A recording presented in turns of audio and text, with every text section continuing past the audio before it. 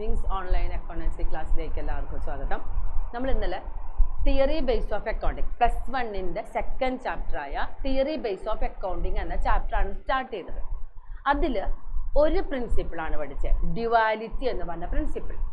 ഈ ഡ്യുവാലിറ്റി എന്ന് പറഞ്ഞ പ്രിൻസിപ്പിൾ പറയുന്നതാണ് ബിസിനസ് ഫേമിലെ ഓരോ ട്രാൻസാക്ഷനും നമ്മൾ അനലൈസ് ചെയ്യുമ്പോൾ അതിന് രണ്ട് ആസ്പെക്റ്റുകളുണ്ട്. ഒരു ആസ്പെക്റ്റിനെ ഡെബിറ്റ് എന്നും അടുത്ത ആസ്പെക്റ്റിനെ ക്രെഡിറ്റ് എന്നാണ് നമ്മൾ വിളിക്കുന്നത്. എന്ന് പറഞ്ഞു കഴിഞ്ഞാൽ ഓരോ ട്രാൻസാക്ഷനും രണ്ട് ആസ്പെക്റ്റ് ഉണ്ട്. അത് കൂടാതെ ഡ്യുവാലിറ്റി പ്രിൻസിപ്പിളിൽ പറയുന്നതാണ് അസറ്റിൻ്റെ വാല്യൂ എപ്പോഴും ലാബിലിറ്റിയുടെ വാല്യൂവിനും ക്യാപിറ്റലിൻ്റെ വാല്യൂവിനും ഈക്വൽ ആയിരിക്കും. അത് നമുക്ക് +1 വരുന്ന ഒരു പ്രോബ്ലം ക്വസ്റ്റ്യൻ ആയതുകൊണ്ട് അതിന് ആദ്യം എടുത്തത് ഡ്യുവാലിറ്റി എന്ന് പറയുന്ന പ്രിൻസിപ്പിളാണ് ആദ്യം എടുത്തത്. എന്നിട്ട് അതിൽ വരുന്ന ഒരു പ്രോബ്ലമാണ് നമ്മൾ ഫസ്റ്റ് വീഡിയോയിൽ പോസ്റ്റ് ചെയ്തിട്ടുള്ളത്.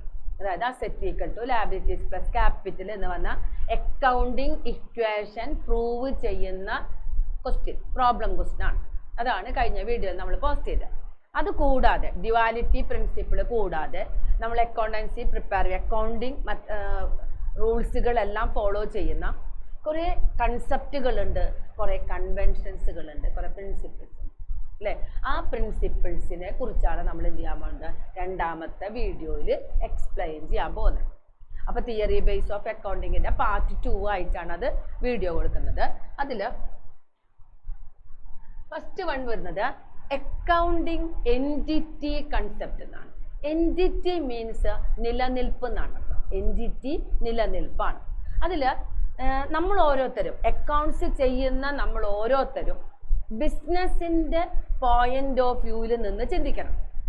ബിസിനസ് പോയിന്റ് ഓഫ് വ്യൂവിൽ പറയണത് ഈ എൻറ്റിറ്റി കൺസെപ്റ്റ് പറയണത് ബിസിനസ് മാനും ബിസിനസ്സും രണ്ട് സെപ്പറേറ്റ് പേഴ്സൺസ് ആയിട്ട്, സെപ്പറേറ്റ് എൻറ്റിറ്റികളായിട്ട് നമ്മൾ കാണണം എന്നാണ്. അങ്ങനെ വരുമ്പോൾ സമൂഹത്തിൽ, അതായത് സൊസൈറ്റിയുടെ മുന്നിൽ അറിയപ്പെടുന്നത് ബിസിനസ്സാണ്, അല്ലാതെ ബിസിനസ്സിൻ്റെ ഓണറല്ല, ബിസിനസ്മാൻ അല്ല. അപ്പം നമ്മൾ ഓരോരുത്തരും ബിസിനസ് എന്ന് പറയുന്ന ആർട്ടിഫിഷ്യൽ പേഴ്സൻ്റെ ബേസിൽ നിന്നിട്ട് അക്കൗണ്ടൻസി ട്രാൻസാക്ഷൻസ് അക്കൗണ്ടിങ് ചെയ്യാനായിട്ട് ട്രാൻസാക്ഷനെ നമ്മൾ അനലൈസ് ചെയ്യും. അനലൈസ് ചെയ്യുമ്പോൾ അക്കൗണ്ടിങ് എൻറ്റിറ്റി കൺസെപ്റ്റിൽ പറയുന്നതാണ് according to this, the business is according to this entity, this principle, the business is different from its owner. എന്ത് പറഞ്ഞു കഴിഞ്ഞാൽ business is A person, businessman is the creditors of the firm, creditors of the business. Businessman creditor ആണ്. ആരുടെ? ബിസിനസിൻ്റെ creditor. അതായത് business പൈസ കൊടുക്കാനുള്ള ആണ്, അതുകൊണ്ട് അയാൾ ബിസിനസ്സിൻ്റെ ക്രെഡിറ്ററാണ്. അത് ഞാനൊരു എക്സാമ്പിൾ കൊടുത്തിരിക്കുകയാണ്. Mister Muhammad purchased a TV on his personal purpose. അതായത് മിസ്റ്റർ മുഹമ്മദ് ഒരു ബിസിനസ്സിൽ നിന്ന് പൈസ എടുത്തിട്ട് TV വാങ്ങിച്ചു. ഫോർ ഹിസ് പേഴ്സണൽ യൂസാണ്, അയാളുടെ സ്വന്തം ആവശ്യത്തിനാണ് അയാൾ 25,000 രൂപ ഉപയോഗിച്ചിട്ട് TV വാങ്ങിച്ചത്. Accounts R recorded in drawings. അതായത് അക്കൗണ്ടിൽ നമ്മൾ അക്കൗണ്ട് പ്രിപ്പയർ ചെയ്യുന്നത് ഡ്രോയിങ്സ് ആയിട്ടാണ്. എന്ന് പറഞ്ഞു കഴിഞ്ഞാൽ പേഴ്സണൽ യൂസിന് വാങ്ങിച്ചത്, ബിസിനസ് യൂസിനല്ല. പേഴ്സണൽ യൂസിന് വാങ്ങുന്ന ഐറ്റംസ് ഓരോന്നും എക്സ്പെൻസ് ആണ്. ബിസിനസ്സിൽ നിന്ന് കാശ് പോകുകയാണ്, എക്സ്പെൻസ് ആണ്. അത് ബിസിനസ്സിന് യാതൊരു തരത്തിലുള്ള ബെനിഫിറ്റും ഇല്ല. അതുകൊണ്ട് അതെന്തായിട്ട് ട്രീറ്റ് ചെയ്യും? അത് ഡ്രോയിങ്സ് എന്ന് പറയുന്ന അക്കൗണ്ടിലാണ് അത് റെക്കോർഡ് ചെയ്യുക. Accounts R recorded in drawings account ആണ്. എന്താ? ഡ്രോയിങ്സ് അക്കൗണ്ടിൽ അത് റെക്കോർഡ് ചെയ്യും. എന്ന് പറഞ്ഞു കഴിഞ്ഞാൽ അതെന്ത് അക്കൗണ്ടിങ് എൻറ്റിറ്റി കൺസെപ്റ്റ് പ്രകാരം ബിസിനസ് ഫേമിന് അത് എക്സ്പെൻസ് ആണ്. അല്ലാതെ അത് ബിസിനസ്സിലേക്ക് വരുന്നതായിട്ട് നമ്മൾ കണക്കാക്കാൻ പാടില്ല. TV അസറ്റാണ്, ശരിക്കും പറഞ്ഞാൽ TV അസറ്റാണ്. അതൊരിക്കലും ബിസിനസ്സിന് വേണ്ടി വാങ്ങിയതല്ലാത്തത് കൊണ്ട് ബിസിനസ്സിൻ്റെ അക്കൗണ്ടിൽ വരാൻ പാടില്ല. അത് എക്സ്പെൻസ് ആയിട്ട് ട്രീറ്റ് ചെയ്യണം. ബിസിനസ്സിൻ്റെ എക്സ്പെൻസ് ആണ്, പേഴ്സണൽ ആവശ്യത്തിനാണ്, അത് എക്സ്പെൻസ് ആണ്. എക്സ്പെൻസ് ഡ്രോയിങ്സ് എന്ന് പറയുന്ന ഒരു കാറ്റഗറിയിൽ, ഒരു അക്കൗണ്ടിൽ നമ്മൾ ആഡ് ചെയ്യും. അതാണ് എൻറ്റിറ്റി കൺസെപ്റ്റ് പറഞ്ഞത്. എൻറ്റിറ്റി കൺസെപ്റ്റ് പ്രകാരം ബിസിനസ്സിൽ according to this business is different from its owner.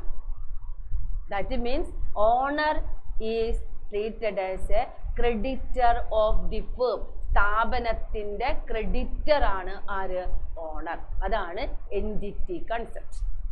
രണ്ടാമത്തെ കൺസെപ്റ്റ് പറഞ്ഞത് മണി മെഷർമെൻറ്റ് കൺസെപ്റ്റാണ്. നമ്മുടെ ബിസിനസ് ഫേമിൽ റെക്കോർഡ് ചെയ്യുന്ന ഐറ്റംസ് എല്ലാം, ബിസിനസ് ഫേമിൽ റെക്കോർഡ് ചെയ്യുന്ന ട്രാൻസാക്ഷൻസ് എല്ലാം ക്യാഷോ ക്യാഷിന് തുല്യമായ വസ്തുക്കളോ ഉള്ള ട്രാൻസാക്ഷൻസാണ്.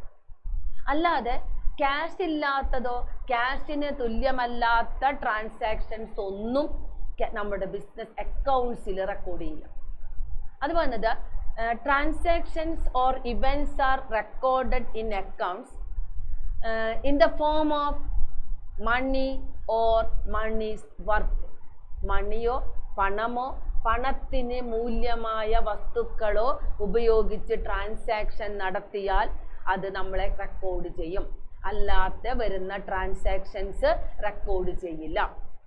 അതിൽ എക്സാമ്പിൾ പറയാണ് ക്വാളിറ്റി ഓഫ് ദ പ്രൊഡക്റ്റ്. പ്രൊഡക്റ്റിൻ്റെ ക്വാളിറ്റി നല്ല ക്വാളിറ്റി ഉള്ള പ്രൊഡക്റ്റാണ്.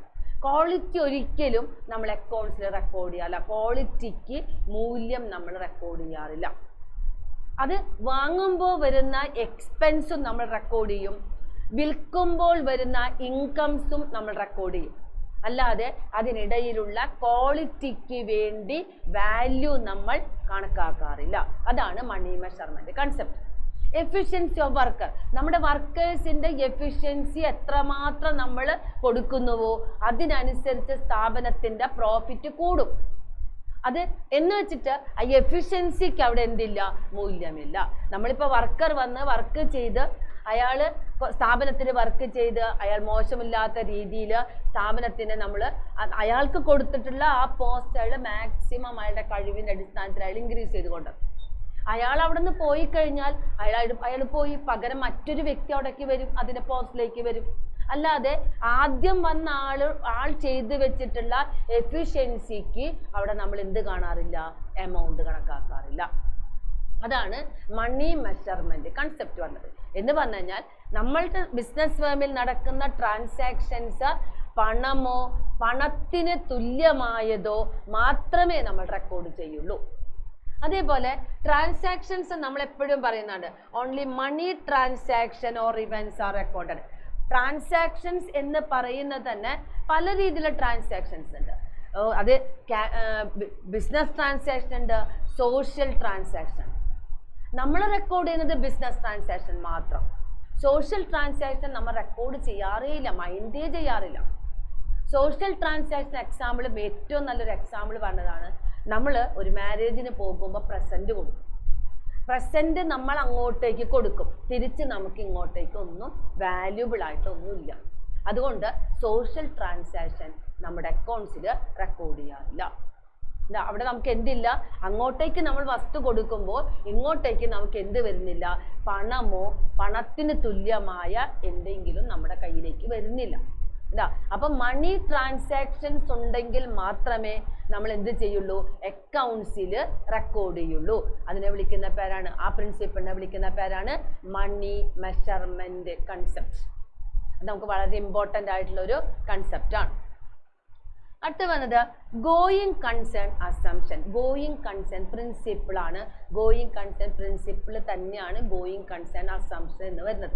നമ്മുടെ ക്വസ്റ്റ്യൻ പേപ്പറിൽ അങ്ങനെ കൊടുക്കുന്നത് ഡാഷ് അസംഷൻ എന്ന് പറഞ്ഞാണ് ക്വസ്റ്റ്യൻ കൊടുത്തേക്കണം. അപ്പോൾ അതുകൊണ്ട് തന്നെ ആ വേർഡ് അവിടെ കൂട്ടിച്ചേർത്തുന്നത് മാത്രം. നമ്മൾ പഠിക്കുന്നത് ലോകളാണ്. അപ്പോൾ ലോയിൽ പ്രിൻസിപ്പിൾ തന്നെയാണ് ഈ അസംഷനായിട്ട് അവിടെ വന്നിരിക്കുന്നത്.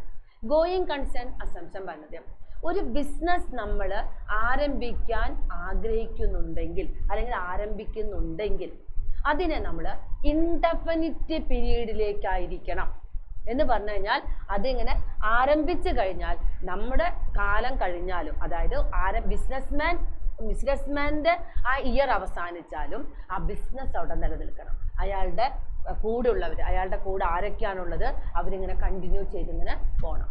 അതാണ് ഗോയിങ് കൺസേൺ കൺസെപ്റ്റ് എന്ന് പറയുന്നത്. എന്നാൽ മാത്രമേ നമ്മുടെ ബിസിനസ് ലോകം തന്നെ എന്താവുള്ളൂ, ഡെവലപ്ഡ് ആവുള്ളൂ. ബിസിനസ്സിലൂടെയാണ് നമ്മുടെ രാജ്യത്തിൻ്റെ ഡെവലപ്മെൻറ്റ്സ് എല്ലാം വരുന്നത്. അതുകൂടാതെ എംപ്ലോയ്മെൻറ്റ് ഓപ്പർച്യൂണിറ്റീസും ഏറ്റവും കൂടുതൽ കൊടുക്കുന്നത് ബിസിനസ് വേൾഡാണ്. ഒരു ചെറിയൊരു ബിസിനസ് തന്നെ ആരംഭിക്കുമ്പോൾ അവിടെ 1-2 വ്യക്തികൾക്ക് നമുക്ക് ജോലി കൊടുക്കാൻ പറ്റും. അത് വലുതാണെങ്കിലോ അതിനനുസരിച്ച് നമ്മുടെ വർക്കേഴ്സിൻ്റെ എണ്ണം നമുക്ക് കൂട്ടിക്കൊടുക്കാൻ പറ്റും. അപ്പോൾ എംപ്ലോയ്മെൻറ്റ് ഓപ്പർച്യൂണിറ്റീസ് കൂടുതൽ വരുന്നത് എവിടെയാണ്, ബിസിനസ് വേൾഡിലാണ്. അതുകൊണ്ട് പറയാണ്, ഒരു ബിസിനസ് നമ്മൾ ആരംഭിക്കുമ്പോൾ അത് ഇൻഡെഫിനിറ്റ് പീരീഡിനായിരിക്കണം, പെട്ടെന്ന് തന്നെ അവസാനിപ്പിക്കാനുള്ളത് ആകാൻ പാടില്ല. ഇൻഡെഫിനിറ്റ് പീരീഡ്, ലോങ് പീരീഡ് ആയിരിക്കണം. This means there is no intention to close. ഉണ്ടോ? അത് നമുക്ക് നമ്മുടെ മനസ്സിൽ അങ്ങനെ ഒരു ആഗ്രഹം, അങ്ങനെ ഒരു ചിന്ത തന്നെ ഉണ്ടാവാൻ പാടില്ല. എന്തെന്ന് അത് ക്ലോസ് ചെയ്യണം. ഉണ്ടോ? ഏതെങ്കിലും പ്രശ്നം വരുമ്പോൾ ഇത് ക്ലോസ് ചെയ്യണം. Business in the near future എന്നാണ് പറഞ്ഞത്. കേട്ടോ, നമ്മുടെ ഭാവിയിൽ എന്തെങ്കിലും ചെറിയൊരു പ്രശ്നം വരുമ്പോൾ അത് അടച്ചു പൂട്ടുക എന്ന് പറഞ്ഞ ഇൻറ്റൻഷനേ ഉണ്ടാവാൻ പാടില്ല. അതാണ് ഗോയിങ് കൺസേൺ അസംഷൻ അഥവാ ഗോയിങ് കൺസേൺ പ്രിൻസിപ്പിൾസ് എന്ന് പറയുന്നത്. അടുത്തത് അക്കൗണ്ടിങ് എൻറ്റിറ്റി കൺസെപ്റ്റ് ആണ്. Accounting entity assumption, accounting entity assumption or concept or principle ഒക്കെ ഒരേപോലെ തന്നെ. ഇനി നമ്മളിവിടെ പറഞ്ഞത്, നമ്മുടെ അക്കൗണ്ട്സ് ചെയ്യുമ്പോൾ എപ്പോഴും ഒരു പീരീഡ്, ഇപ്പോൾ എഡ്യൂക്കേഷൻ ഇൻസ്റ്റിറ്റ്യൂഷനാണ് നമുക്ക് കൂടുതലും എക്സാമ്പിൾ പറയുമ്പോൾ നല്ലത് എഡ്യൂക്കേഷൻ ഇൻസ്റ്റിറ്റ്യൂഷൻസ് ആണ്. അതിൽ പ്രൈവറ്റ് ഇൻസ്റ്റിറ്റ്യൂഷൻസ് നിലനിൽക്കുന്നത് തന്നെ കുട്ടികളുടെ ഫീസിന്മേലാണ്. അപ്പം മന്ത്ലി അവിടെ ഫീസ് കളക്ട് ചെയ്താലേ അവിടുത്തെ ആ മന്ത്ലി വരുന്ന എക്സ്പെൻസസ് അവർക്ക് എന്ത് ചെയ്യാൻ പറ്റില്ല, ഇൻകം ചെയ്യാൻ പറ്റുള്ളൂ. അപ്പോൾ ഏതൊരു ബിസിനസ് സ്ഥാപനത്തിലും ഏറ്റവും ഇമ്പോർട്ടൻ്റ് ആയിട്ട് നമ്മൾ പേ ചെയ്യേണ്ടത് എംപ്ലോയി ബെനിഫിറ്റ് എക്സ്പെൻസസ് ആണ്. അതായത് എംപ്ലോയീസിൻ്റെ സാലറി, വേജസ് എന്നിവയായിരിക്കും. എന്നുവെച്ചാൽ അവരുടെ പ്രവൃത്തി, എംപ്ലോയീസിൻ്റെ വർക്കാണ് ഏതൊരു ബിസിനസ്സിനെയും പിടിച്ചു നിർത്തുന്ന പിടിച്ചു നിർത്തുന്നത് തന്നെ. അപ്പോൾ അതുകൊണ്ട് തന്നെ എംപ്ലോയി ബെനിഫിറ്റ് എക്സ്പെൻസുകളായ സാലറി, വേജസ് എന്നിവ കൃത്യമായി കൊടുക്കണമെങ്കിൽ ഈ പ്രൈവറ്റ് കൺസേൺസിന്, പ്രൈവറ്റ് സ്ഥാപനങ്ങൾക്ക് അവരിലേക്ക് വരുന്ന ഇൻകത്തിന് മന്ത്ലി അവരെന്ത് ചെയ്യും, അത് കറക്റ്റായിട്ട് അത് അവർ അനലൈസ് ചെയ്യും. അപ്പോൾ അവിടെ പീരീഡ് അവർ മന്ത്ലിയാണ്, ക്യാഷ് റിസീവ് ചെയ്യുന്ന പീരീഡ് മന്ത്ലിയാണ്. അവിടെ മെയിൻ ഉദ്ദേശം എന്താണ്, എക്സ്പെൻസ് ആയ സാലറി, റെൻറ്റ് എന്നിവ ഇമ്പോർട്ടൻ്റ് എക്സ്പെൻസുകളായ എസ്റ്റാബ്ലിഷ്മെൻറ്റ് എക്സ്പെൻസുകളൊക്കെ കൊടുത്തു തീർക്കാനാണ്. അഡ്മിനിസ്ട്രേഷൻ എക്സ്പെൻസ് ആയിട്ടുള്ള എമൗണ്ടുകൾ കൊടുത്തു തീർക്കുക എന്നതാണ്. അപ്പോൾ ഒരു മന്ത്ലി വാല്യൂ ചെയ്യും. ജനറലി ഒരു ബിസിനസ് ഫേമിൻ്റെ പ്രോഫിറ്റ് അഥവാ ലോസ് എന്നിവ കണക്കാക്കുന്നത് ഇയറിലാണ്, വർഷത്തിൽ ഒരിക്കലാണ് നമ്മൾ കണക്കാക്കുന്നത്. അപ്പം അത് അക്കൗണ്ടിങ് പീരീഡ് എന്ന് പറയുന്നത് നമ്മൾക്ക് 1 year ആണ്, 12 months ആണ്. സാധാരണ ജനറലി നമ്മൾ അക്കൗണ്ടിങ് പീരീഡ് കണക്കാക്കുന്നത് ജനുവരി ടു ഡിസംബർ. സാധാരണ ബിസിനസ്സിൽ നമ്മൾ കണക്കാക്കുന്നത് അങ്ങനെയാണ്, ജനുവരി ടു ഡിസംബർ ആണ്. എന്നാൽ ബാങ്ക് പോലെയുള്ള സ്റ്റാറ്റ്യൂട്ടറി സ്ഥാപനങ്ങളാണ് ബാങ്കൊക്കെ. ഒരു സ്പെഷ്യൽ സ്റ്റാറ്റ്യൂട്ട് അനുസരിച്ച് ഫോം ചെയ്യുന്നതാണ് ബാങ്കുകളെന്ന്. അപ്പോൾ ബാങ്കിൻ്റെ opening date April 1 closing date March 31 ആണ്. അപ്പോഴും അവിടെ 12 months വരും. അതേപോലെ ഇൻഷുറൻസ്, LIC ആയാലും GIC ആയാലും അങ്ങനെ തന്നെയാണ്. അവരൊക്കെ എന്താണ്, ഇയർ എൻഡിങ് എന്ന് പറയുന്നത് March 31 ആണ്. ഇതൊക്കെ സ്റ്റാറ്റ്യൂട്ടറി കോർപ്പറേഷൻസ് ആയതുകൊണ്ടാണ് അങ്ങനെ. പിന്നെ ഇന്ത്യയിലുള്ള എല്ലാ ബാങ്ക്സും April മുതൽ March വരെയാണ്. അത് ആസ് പെർ ദി എന്താ പറയുക, അതിൻ്റെ ബാക്ക്ഗ്രൗണ്ട് കിടക്കുന്നത് എന്താണ്, RBI ആണ്. RBIയുടെ നിബന്ധനകൾക്കനുസരിച്ച് മാത്രമേ അവർ വർക്ക് ചെയ്യാൻ പാടുള്ളൂ. അപ്പോൾ സ്റ്റാറ്റ്യൂട്ടറി കമ്പനികളുടെ April 1 മുതൽ March 31 ആണെങ്കിൽ അതർ കമ്പനികളുടെ, അതർ ബിസിനസ് ഫേംസിൻ്റെ എല്ലാം ജനുവരി ടു ഡിസംബർ ആകാം. അല്ലെങ്കിൽ അവർ ഓപ്പൺ ചെയ്യുന്ന ഡേറ്റ് മുതൽ 12 മാസം കഴിയുന്ന ദിവസമാകാം. അവിടെ എന്തില്ല, ഒരു സ്പെഷ്യൽ പ്രൊവിഷൻസ് ഇല്ല. പ്രൊവിഷൻസ് കറക്റ്റായിട്ട് കിടക്കുന്നത് ഏതാണ്, ബാങ്കിനും ഇൻഷുറൻസിനുമാണ്. അവർക്ക് April 1 ഓപ്പണിംഗ് ഡേറ്റ് ആകാൻ പാടുള്ളൂ എന്നുണ്ട്, March 31 ക്ലോസിംഗ് ഡേറ്റ് ആകാൻ പാടുള്ളൂ എന്നവിടെ നിയമമാണ്. അപ്പോൾ നമ്മുടെ അക്കൗണ്ടിങ് പീരീഡ് കൺസെപ്റ്റ് എന്ന് പറഞ്ഞാൽ ഇത്ര മാത്രമേ ഉള്ളൂ. 12 months ആയിരിക്കണം നമ്മുടെ അക്കൗണ്ടിങ് പീരീഡ്. 12 months കഴിയുമ്പോഴാണ്, 1 yearലാണ് നമ്മൾ എന്ത് കണ്ടുപിടിക്കുക, ഫേമിൻ്റെ പ്രോഫിറ്റ്, ലോസ് എന്നിവ നമ്മൾ കണ്ടുപിടിക്കുക. അത്രേ ഉള്ളൂ നമുക്കവിടെ പഠിക്കാനായിട്ട്. അടുത്ത വരുന്നത് മാച്ചിങ് പ്രിൻസിപ്പിളാണ്. മാച്ചിങ് പ്രിൻസിപ്പിൾസ് അതിൽ ഏറ്റവും നല്ലൊരു എക്സാമ്പിൾ വന്നതാണ്.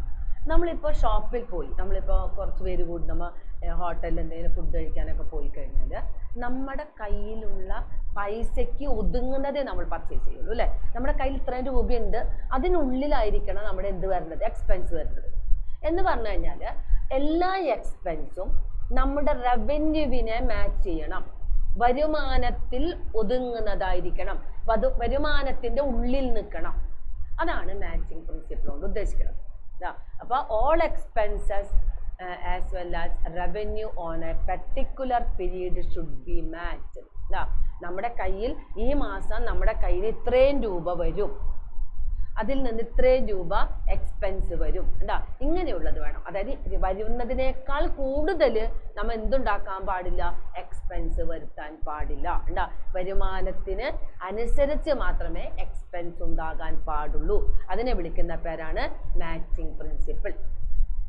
അടുത്തത് ഇമ്പോർട്ടൻ്റ് ആണ് ഹിസ്റ്റോറിക്കൽ കോസ്റ്റ് കൺസെപ്റ്റ് എന്ന് പറയുന്നത്. ഹിസ്റ്റോറിക്കൽ കോസ്റ്റ് കൺസെപ്റ്റിൽ അവർ വന്നത് value of assets and liabilities. ഏതൊരു സ്ഥാപനത്തിൻ്റെ assets and liabilities carry forward ചെയ്യുന്നത് ഓരോ വർഷത്തേക്ക് നമ്മൾ മാറ്റിക്കൊണ്ടുവന്ന് എല്ലാ വർഷവും ഇപ്പോൾ ഒരു സ്ഥാപനത്തിൽ വാങ്ങി വെക്കുന്ന അസറ്റ് ആ വർഷം ഉപയോഗിച്ച് കഴിഞ്ഞാലും നെക്സ്റ്റ് ഇയറിൽ അതേ അസറ്റ് തന്നെയാണ് നമ്മൾ ഉപയോഗിക്കുന്നത്.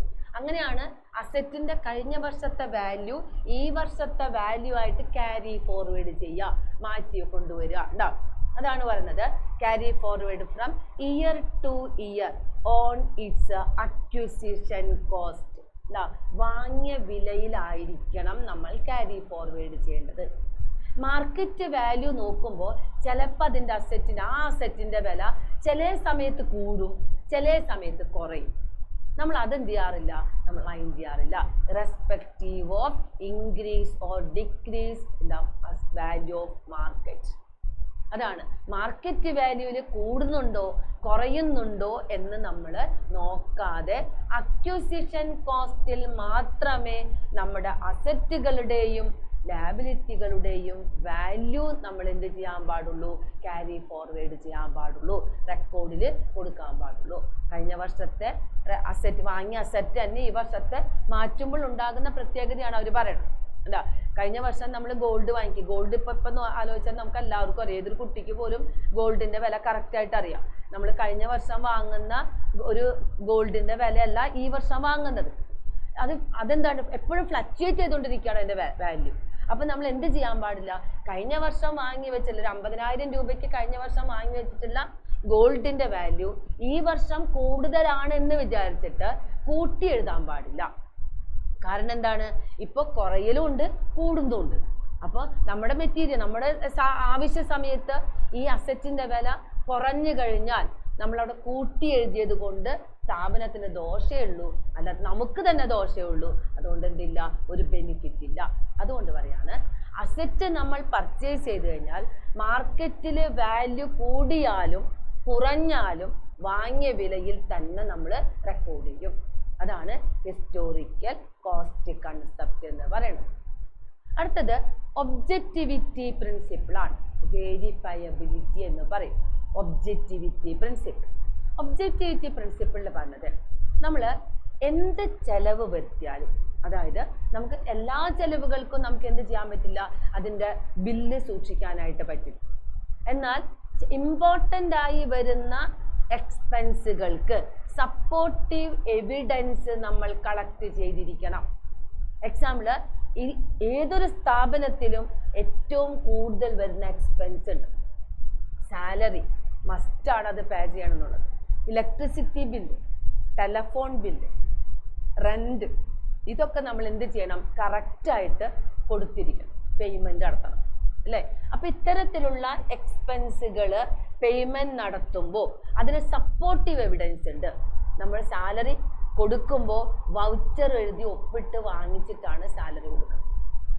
റെൻറ്റ് വാങ്ങുമ്പോഴും റെൻറ്റ് റെസിപ്റ്റ് അല്ലെങ്കിൽ വൗച്ചറാണ് ഒപ്പിട്ട് നമ്മൾ മേടിക്കും. എന്നിട്ട് നമ്മൾ എന്ത് ചെയ്യുള്ളൂ, റെൻറ്റ് കൊടുക്കുള്ളൂ. നമുക്ക് കൊടുത്തതിന് തെളിവ് വേണ്ടേ. അതിനുവേണ്ടി എല്ലാ എക്സ്പെൻസുകളും മെയിൻറ്റെയിൻ ചെയ്യുമ്പോൾ, എല്ലാ എക്സ്പെൻസുകളും ഇൻകർ ചെയ്യുമ്പോൾ, ഡിസ്ക്ലോസ് ചെയ്യുമ്പോൾ എന്ത് വേണം? സപ്പോർട്ടിംഗ് എവിഡൻസ് വേണം. അതാണ് ഒബ്ജക്റ്റിവിറ്റി പ്രിൻസിപ്പിൾ പറയുന്നത്. പിന്നെ പറഞ്ഞത് അവിടെ accounting formation always free from bias. അതുകൊണ്ട് അവർ പറയാണ് അങ്ങനെയാകുമുണ്ടല്ല, നമ്മുടെ അക്കൗണ്ടിങ്ങിൽ വരുന്ന ഓരോ റെക്കോർഡിങ്ങും പേഴ്സണൽ ബയാസ് ഒഴിവാക്കാൻ പറ്റും. ചില ആൾക്കാരുടെ പേഴ്സണൽ ചായ്വുകൾ വരാറുണ്ട്. അതിനനുസരിച്ച് അവിടെ എന്തോ ഒരു കൃത്രിമം കാണിക്കാനുള്ള ഒരു ചായ്വ്, ഒരു ലൂപ്പ് ഹോൾസ് അവിടെ ഉണ്ട്. അതുകൊണ്ട് പറയാണ് എക്സ്പെൻസുകൾ വരുമ്പോൾ, എക്സ്പെൻസ് നമുക്ക് എത്ര വേണമെങ്കിലും പറയാം, ഇന്നിത്ര രൂപ ചിലവ് വന്ന്, ഇന്നിത്ര രൂപ ചിലവ് വന്നെന്ന് പറയാം. പക്ഷെ അങ്ങനെ പറഞ്ഞിട്ട് കാര്യമില്ല. നമ്മൾ എക്സ്പെൻസുകൾ റെക്കോർഡ് ചെയ്യുമ്പോൾ അതിന് എന്ത് വേണം? ആപ്റ്റായിട്ടുള്ള എവിഡൻസുകൾ വേണം. അതിനനുസരിച്ച് മാത്രമേ റെക്കോർഡ് ചെയ്യാൻ പാടുള്ളൂ. ഈ പ്രിൻസിപ്പിൾ പറയുമ്പോൾ നമ്മുടെ ക്വസ്റ്റ്യൻ പേപ്പറിൽ, ആനുവൽ ക്വസ്റ്റ്യൻ പേപ്പറിൽ അവർ എവിഡൻസ് ഇങ്ങനെ കുറച്ച് ഐറ്റംസ് പറഞ്ഞിട്ട്, നമ്മുടെ അക്കൗണ്ടിൽ തന്നെയുള്ള കുറച്ച് ഐറ്റംസ് ഇങ്ങനെ പറഞ്ഞിട്ട് പറയും, സപ്പോർട്ടിങ് എവിഡൻസ് പറയും, ക്ലിയർ എവിഡൻസ് നമ്മളോട് പ്രൊവൈഡ് ചെയ്യാൻ പറയും, എഴുതാൻ പറയും. റെൻറ്റ് ചിലപ്പോൾ പറയാറുണ്ട്. റെൻറ്റ് പറഞ്ഞിട്ടുണ്ടെങ്കിൽ നമ്മൾ എഴുതും റെൻറ്റ് റെസീപ്റ്റ് അല്ലെങ്കിൽ വൗച്ചറിന് കൊടുത്തതിൻ്റെ ആൻസറായി. ഇലക്ട്രിസിറ്റി എക്സ്പെൻസ് നമ്മൾ അടയ്ക്കാറുണ്ട്. അത് ഇലക്ട്രിസിറ്റി ബില്ലിൻ്റെ അടിസ്ഥാനത്തിലാണ്. അതേപോലെ നമ്മൾ ബസ് ഫെയർ കൊടുക്കാറുണ്ട്. ബസ് ടിക്കറ്റ് ഉണ്ട്, അത് ബസ് ടിക്കറ്റിൻ്റെ അടിസ്ഥാനത്തിലാണ്. ടിക്കറ്റ് അവിടെ പ്രൂഫാണ്. അതേപോലെ സാലറി കൊടുക്കും ഫേം. സാലറി കൊടുക്കുന്നത് വൗച്ചർ ഒപ്പിട്ടിട്ടാണ്. എന്താ, വൗച്ചർ സൈൻ ചെയ്ത് കൊടുക്കുമ്പോഴാണ് സാലറി നമ്മൾ കൊടുക്കുക. എന്താ, ഇങ്ങനെ സപ്പോർട്ടിങ് എവിഡൻസുകൾ ഉണ്ടായിരിക്കും. ആ സപ്പോർട്ടിങ് എവിഡൻസ് നമുക്ക് ക്വസ്റ്റ്യൻ പേപ്പറിൽ എങ്ങനെ വേണമെങ്കിലും ചോദിക്കാം. അത് ഇത്രയും ഇങ്ങനെ മുഴുവനും പറഞ്ഞു തരാനായിട്ട് നമുക്ക് ആർക്കും പറ്റില്ല. പക്ഷെ അത് ഇത്രയും മനസ്സിലാക്കിയിരിക്കുക. എക്സ്പെൻസുകൾ വരുമ്പോൾ നമുക്ക് അതിന്മേൽ എന്തുണ്ടായിരിക്കും? സപ്പോർട്ടിങ് എവിഡൻസ് ഉണ്ടായിരിക്കും. ആ എവിഡൻസ് നമ്മൾ എന്ത് ചെയ്യണം? കൃത്യമായി നോക്കിയിരിക്കണം, കൃത്യമായി കളക്ട് ചെയ്തിരിക്കണം. അതാണ് ഒബ്ജക്റ്റിവിറ്റി പ്രിൻസിപ്പിൾ എന്ന് പറഞ്ഞത്. മറ്റൊരു പേരാണ് വെരിഫയബിലിറ്റി. അടുത്തത് വന്നത് കൺസിസ്റ്റൻസി പ്രിൻസിപ്പിൾ ആണ്. Consistency principle. ഈ കൺസിസ്റ്റൻസി പ്രിൻസിപ്പിൾ വന്നത് according to this concept adopted must be consistent for relatively reasonable period of time. Reasonable period of ടൈമിൽ റിലേറ്റീവ്ലി കൺസിസ്റ്റൻ്റ് ആയിരിക്കണം അല്ലേ? Must be consistent for relatively reasonable period of time. അതാണ് പറഞ്ഞത്. ഓരോ പീരീഡിലും നമ്മൾ കാര്യങ്ങൾ എഴുതി വെക്കുമ്പോൾ അതെന്തായിരിക്കണം? കൺസിസ്റ്റൻ്റ് ആയിരിക്കണം. ഫോർ ദിസ് അത് പറയുന്നത് എന്താണ്? The comparison of financial statement first year with another year will be effective and meaningful. ഈ വർഷത്തെ ഫിനാൻഷ്യൽ സ്റ്റേറ്റ്മെൻറ്റിലെ ഐറ്റത്തിന്, ഫിനാൻഷ്യൽ സ്റ്റേറ്റ്മെൻറ്റ് എന്ന് പറഞ്ഞു കഴിഞ്ഞാൽ നമ്മുടെ സ്ഥാപനത്തിൽ വരുന്ന മൊത്തം എക്സ്പെൻസുകളും മൊത്തം ഇൻകംസുകളും കാണിക്കുന്നതാണ് ഫിനാൻഷ്യൽ സ്റ്റേറ്റ്മെൻറ്റ് ഒരു ഭാഗം. അടുത്ത ഭാഗം നമ്മുടെ സ്ഥാപനത്തിലുള്ള മൊത്തം അസറ്റിൻ്റെ വിലയും മൊത്തം ലാബിലിറ്റിയുടെ വിലയും കാണിക്കുന്നതാണ് അടുത്ത ഫിനാൻഷ്യൽ സ്റ്റേറ്റ്മെൻറ്റ്സ് എന്ന് പറയുന്നത്. അതായത് ട്രേഡിംഗ്, പ്രോഫിറ്റ് ആൻഡ് ലോസ് അക്കൗണ്ടും ബാലൻസ് ഷീറ്റും. അത് നിങ്ങളുടെ ഇക്കൊല്ലത്തെ ലാസ്റ്റ് ചാപ്റ്ററാണ്. ക്വസ്റ്റ്യൻ പേപ്പറിൻ്റെ ഷുവർ ക്വസ്റ്റ്യൻ ആണ് ഫിനാൻഷ്യൽ സ്റ്റേറ്റ്മെൻറ്റ് എന്ന് പറഞ്ഞ ചാപ്റ്റർ. പക്ഷെ അവിടേക്കൊന്നും നമ്മൾ എത്തിയിട്ടില്ല, അതിൻ്റെ ഭാഗത്തേക്കൊന്നും പഠിക്കാനായിട്ടില്ല. എന്നാലും ഫിനാൻഷ്യൽ സ്റ്റേറ്റ്മെൻറ്റ്സ് എന്ന് പറഞ്ഞപ്പോൾ നിങ്ങളോടൊന്ന് പറഞ്ഞു എന്ന് മാത്രമേ ഉള്ളൂ. അതിൽ ഈ വർഷത്തെ ഫിനാൻഷ്യൽ സ്റ്റേറ്റ്മെൻറ്റ്സിന് അടുത്ത വർഷത്തെ ഫിനാൻഷ്യൽ സ്റ്റേറ്റ്മെൻ്റ് ആയിട്ട് എല്ലാ സ്ഥാപനങ്ങളും കമ്പയർ ചെയ്യും. ഇപ്പോൾ എക്സാമ്പിൾ പറഞ്ഞു കഴിഞ്ഞാൽ 2 ടെക്സ്റ്റൈൽ ഷോപ്പ് ഉണ്ടെങ്കിൽ ആ ടെക്സ്റ്റൈൽ ഷോപ്പുകാർ പ്രധാനമായിട്ടും നമ്മുടെ ഷോപ്പിനെ കുറിച്ചും അവരുടെ ആ സ്ഥാപനത്തെക്കുറിച്ചും അവർ അങ്ങോട്ടും ഇങ്ങോട്ടും കമ്പയർ ചെയ്യും. എന്തുകൊണ്ട് ഈ സ്ഥാപനത്തിൽ കസ്റ്റമേഴ്സിൻ്റെ എണ്ണം കൂടുതൽ, ആ സ്ഥാപനത്തിൽ കുറവ് വരാനുള്ള കാരണം എന്താണ്, അതാണ് അവർ കമ്പയർ ചെയ്യുന്നത്. അതേപോലെ ഓരോ കാര്യത്തിനും പരസ്പരം കമ്പാരിസൺ ഉണ്ട്. കമ്പാരിസൺ ആണ് ബിസിനസ് ഫേമിനെ നിലനിർത്തുന്നത് തന്നെ. കമ്പാരിസൺ ആണ്. അത് ട്രേഡിംഗ് കൺസേൺ ആയാലും നോൺ ട്രേഡിംഗ് കൺസേൺ ആയാലും നിലനിർത്തുന്നത് കമ്പാരിസന്റെ ബേസിലാണ്. ഈ കമ്പാരിസൺ നടത്തുമ്പോൾ നമ്മുടെ സ്ഥാപനത്തിൻ്റെ ഫസ്റ്റ് ഇയറിലെ ഫിനാൻഷ്യൽ സ്റ്റേറ്റ്മെൻറ്റിന് നമ്മുടെ സ്ഥാപനത്തിൻ്റെ തന്നെ നെക്സ്റ്റ് ഇയർ ഫിനാൻഷ്യൽ സ്റ്റേറ്റ്മെൻറ്റ്സുമായിട്ട് നമ്മൾ കമ്പയർ ചെയ്യും. കമ്പയർ ചെയ്യുമ്പോൾ കഴിഞ്ഞ വർഷം നമ്മുടെ കയ്യിൽ ഇത്രയും രൂപയുടെ അസറ്റ് ഉണ്ട്, ഈ വർഷം അസറ്റിൻ്റെ വില കൂടിയിട്ടുണ്ടോ, കഴിഞ്ഞ വർഷം നമുക്ക് ലാബിലിറ്റി ഇത്ര ഉണ്ടായിരുന്നു, ഈ വർഷം നമ്മുടെ ലാബിലിറ്റി കുറഞ്ഞിട്ടുണ്ടോ കൂടിയിട്ടുണ്ടോ, എന്താ ഇങ്ങനെയൊക്കെ നമ്മൾ തമ്മിൽ എന്ത് ചെയ്യും, കമ്പയർ ചെയ്യും. ലാബിലിറ്റി കൂടുക എന്ന് പറഞ്ഞു കഴിഞ്ഞാൽ നമ്മുടെ സ്ഥാപനത്തിൽ നിന്ന് അത്രയും പൈസ നമ്മൾ ഇനിയും കൊടുത്ത് തീർക്കാനുണ്ടെന്നാണ് അർത്ഥം.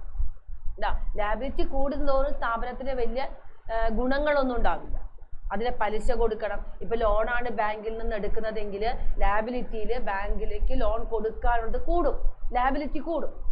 എടുക്കുന്ന ലോൺ മാത്രം തിരിച്ചടച്ചാൽ പോരാ, ബാങ്കിന്റെ റൂൾ അനുസരിച്ചുള്ള ഇൻട്രസ്റ്റ് കൂടി നമ്മൾ തിരിച്ചടക്കണം. അപ്പോൾ ഓരോ വർഷം ചെല്ലും തോറും നമ്മൾ ഇൻട്രസ്റ്റും കൂടി അടയ്ക്കണം. ലോൺ എമൗണ്ട് വിത്ത് ഇൻട്രസ്റ്റ് ആണ് അടച്ചു കൊടുക്കേണ്ടി വരിക. അപ്പൊ ലോൺ എടുത്തിട്ടാണ് ബിസിനസിന്റെ കാര്യങ്ങൾ നമ്മൾ നടത്തിക്കൊണ്ട് പോകുന്നതെങ്കിൽ ഓരോ വർഷം ചെല്ലും തോറും നമുക്ക് എന്ത് കൂടിക്കൊണ്ടിരിക്കുകയാണ്, ലോണിന്റെ ഇൻട്രസ്റ്റ് ഇങ്ങനെ കൂടിക്കൊണ്ടിരിക്കുകയാണ് ചെയ്യാം. കൃത്യമായി അടച്ചു പോകുകയാണെങ്കിൽ ലോണിന്റെ ഇൻട്രസ്റ്റ് ലോണിൽ വലിയ കുഴപ്പമൊന്നും വരില്ല. അതിനെന്ത് വേണം, സ്ഥാപനത്തിൽ ഇൻകം കൂടണം.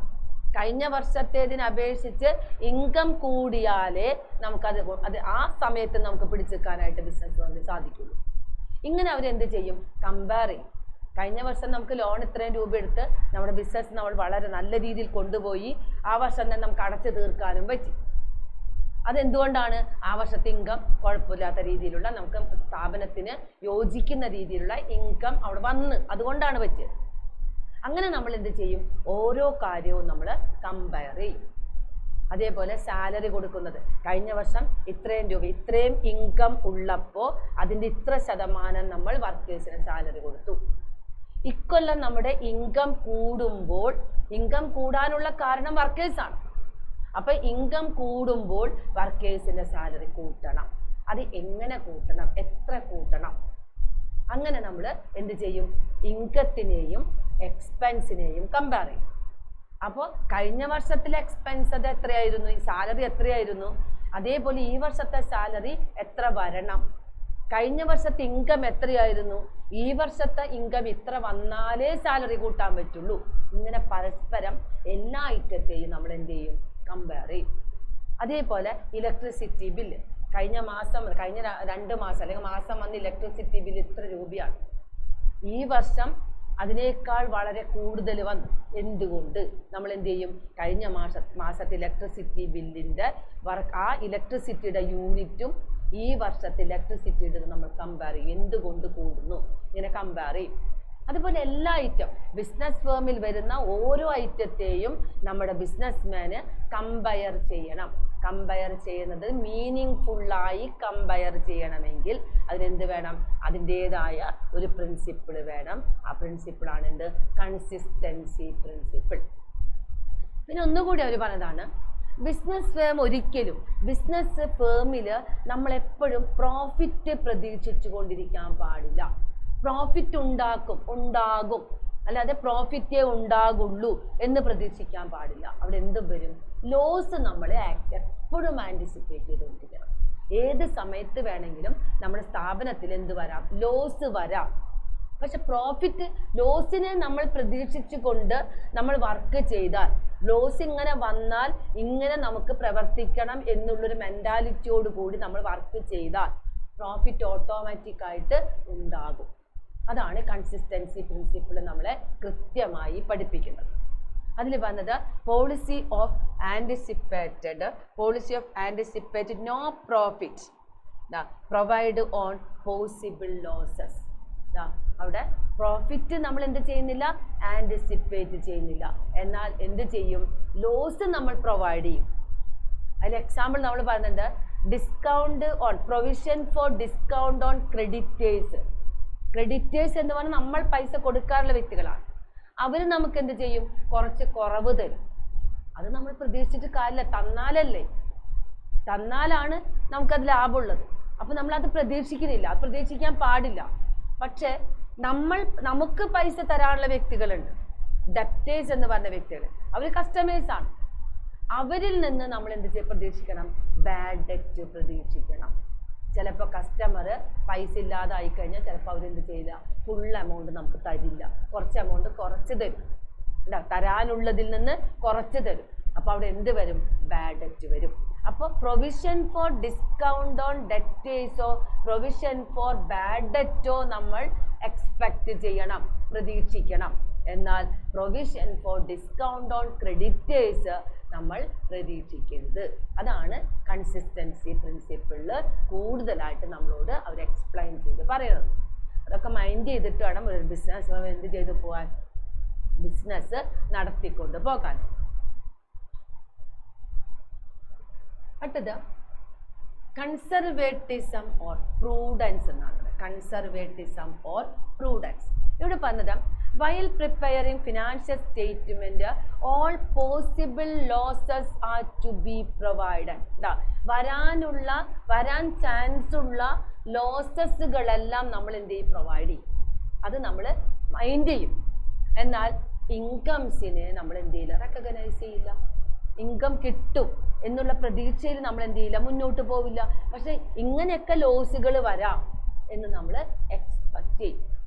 മാക്സിമം ലോസ് ഇല്ലാതിരിക്കാൻ വേണ്ടി നമ്മൾ പ്രവർത്തിക്കും. എന്നാൽ ഇൻകം നമ്മൾ എന്ത് ചെയ്യില്ല, പ്രതീക്ഷിക്കില്ല. അതാണ് ഹോട്ടലുകാർ ചെയ്യുന്നത്. കൂടുതൽ ഹോട്ടൽ ബിസിനസ്, ബേക്കറി ഷോപ്സുകളൊക്കെ കൂടുതൽ ചെയ്യുന്നത് അങ്ങനെയാണ്. അതായത് ബേക്കറി ഷോപ്സിൽ, ഹോട്ടൽ ബിസിനസ്സിൽ ഇന്നുണ്ടാക്കിയ ഫുഡ് ഇന്ന് തന്നെ വിറ്റ് പോകണം. അത് നാളത്തേക്ക് അത് പാടില്ല. അതാണ് നമ്മുടെ ലോ. അപ്പോൾ ഇന്നുണ്ടാക്കിയ ഫുഡ് മുഴുവൻ വിറ്റ് പോകും. അതൊരു പ്രതീക്ഷയാണ്, ആൻറ്റിസിപ്പേഷനാണ്. പക്ഷെ വിറ്റ് പോകും എന്നും പറഞ്ഞിട്ട് നമ്മൾ അതിന് കൂടുതൽ പണം ചെലവാക്കാനായിട്ട് എന്താവാൻ പാടില്ല, ശ്രമിക്കാൻ പാടില്ല. വിറ്റ് പോയില്ലെങ്കിലോ അത് നമുക്ക് നഷ്ടമാണ്. അത് നമ്മൾ പ്രതീക്ഷിക്കണം. ഇത്രയും ഉണ്ടാക്കിയിട്ടുള്ള വസ്തു ഇന്ന് കസ്റ്റമേഴ്സ് വന്ന് നമ്മൾ കൊടുത്തില്ലെങ്കിൽ, അത് സെയിലായില്ലെങ്കിൽ നമുക്കത് എന്താകും, ലോസ് നമ്മൾ പ്രതീക്ഷിക്കും. എന്നാൽ എന്ത് പ്രതീക്ഷിക്കുന്നില്ല, ഇൻകം നമ്മൾ വിറ്റു പോകും എന്ന് നമ്മൾ പൂർണ്ണമായിട്ടും നമ്മൾ എന്തെങ്കിലും വിശ്വസിക്കുന്നില്ല. അതാണ് കൺസർവേറ്റിസം അഥവാ പ്രൂഡൻസ് എന്ന് പറയുന്നത്. അപ്പോൾ അവിടെ ഒരു പ്രധാനപ്പെട്ട ഒരു ഹിന്റ്, പ്രധാനപ്പെട്ട വൺ വേർഡ് ആണത്. ക്ലോസിംഗ് സ്റ്റോക്ക് എന്ന് പറഞ്ഞു കഴിഞ്ഞാൽ ഫേമിലേക്ക് നമ്മൾ വാങ്ങി വെക്കുന്ന ഗുഡ്സുകളെല്ലാം നമ്മുടെ സ്റ്റോക്കാണ്. അത് അക്കൗണ്ടിങ് ഇക്വേഷൻ ചെയ്യുമ്പോഴും നമ്മുടെ എന്താ പറയുക, ഡേ ടു ഡേ കാര്യങ്ങൾ ചെയ്യുമ്പോഴും സ്ഥാപനത്തിലേക്ക് വാങ്ങി വെക്കുന്ന ഗുഡ്സിനെ നമ്മൾ വിളിക്കുക സ്റ്റോക്ക് എന്നാണ്. എന്നാൽ നമ്മുടെ record of transactions first one journal ചെയ്യുമ്പോൾ പർച്ചേസ് ഓഫ് ഗുഡ്സിനെ നമ്മളവിടെ സ്റ്റോക്ക് എന്ന വേർഡിൽ കാണിക്കാറില്ല.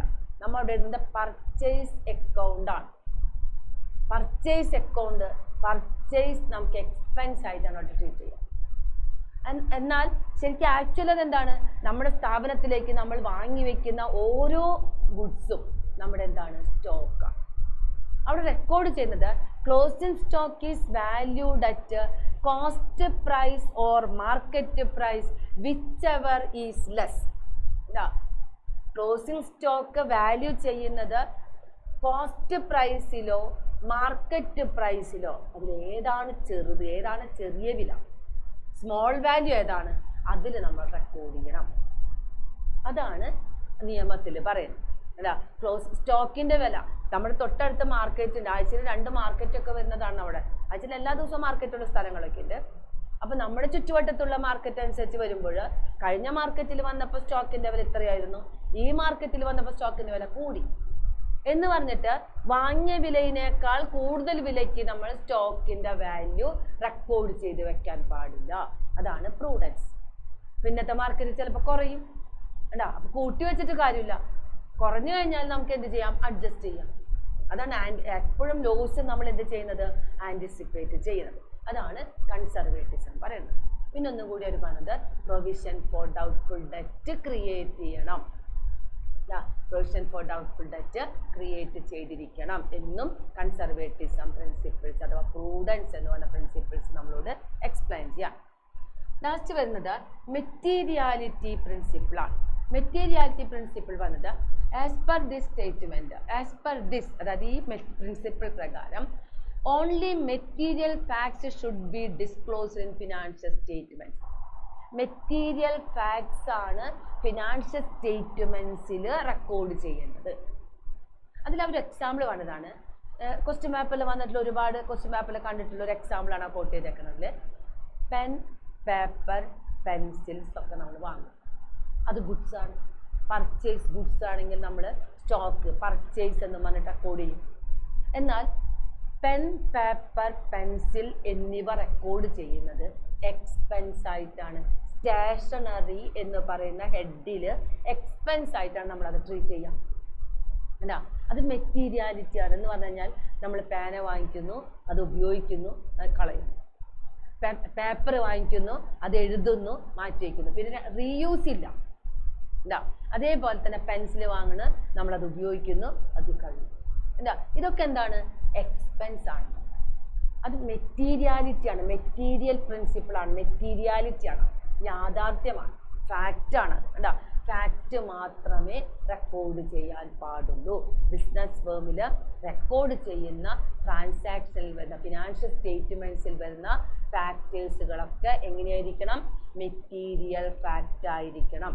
സത്യമായിട്ടുള്ളത് മാത്രമേ റെക്കോർഡ് ചെയ്യാൻ പാടുള്ളൂ. അതിലൊരു എക്സാമ്പിളാണ് പെൻ, പേപ്പർ, പെൻസിൽ എക്സെട്ര നമ്മൾ റെക്കോർഡ് ചെയ്യുന്നത് എങ്ങനെയാണ്?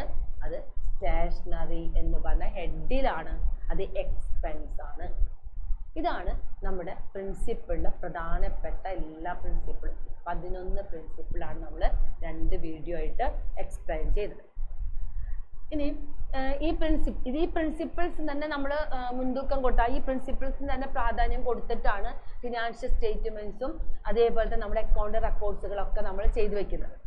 +1 നമുക്ക് അക്കൗണ്ട്സ് റെക്കോർഡ്സിൽ ഫസ്റ്റ് വൺ ജേണലാണ്, സെക്കൻഡ് വൺ ലെഡ്ജർ ആണ്, തേർഡ് വൺ നമ്മൾ ചെയ്യുന്നത് ലെഡ്ജറും ജേണലിലും വരുന്ന അരിത്തമെറ്റിക്കൽ ആക്യുറസി ടെസ്റ്റ് ചെയ്യുന്ന ട്രയൽ ബാലൻസ് ആണ് ചെയ്യുന്നത്. പിന്നെ നമ്മൾ വീണ്ടും സബ് ഡിവിഷൻ ഓഫ് ജേണൽ എന്നും പറഞ്ഞിട്ട് നമ്മൾ റിപ്പീറ്റഡ് ആയിട്ടുള്ള ട്രാൻസാക്ഷനെ ഒരു സ്ഥലത്ത് റെക്കോർഡ് ചെയ്യുന്നതിനായിട്ടുള്ള അടുത്ത ഒരു സ്റ്റെപ്പിലേക്കാണ് നമുക്ക് കടക്കുന്നത്. ഇത്രയും നമ്മുടെ ബേസിക് ആയിട്ട് വരുന്ന ട്രാൻസാക്ഷൻ്റെ റെക്കോർഡിംഗ് ആണ്. ഇത് കഴിഞ്ഞിട്ടാണ് നമ്മൾ മറ്റ് പല ചാപ്റ്ററുകളിലേക്കും കടക്കാം.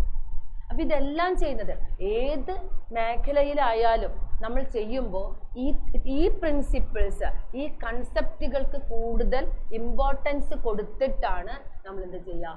ഈ പ്രോബ്ലംസ് എല്ലാം അക്കൗണ്ടിങ്ങിലെ ബിസിനസ്സിൻ്റെ ഈ മാത്സുകളൊക്കെ നമ്മൾ റെക്കോർഡ് ചെയ്യും.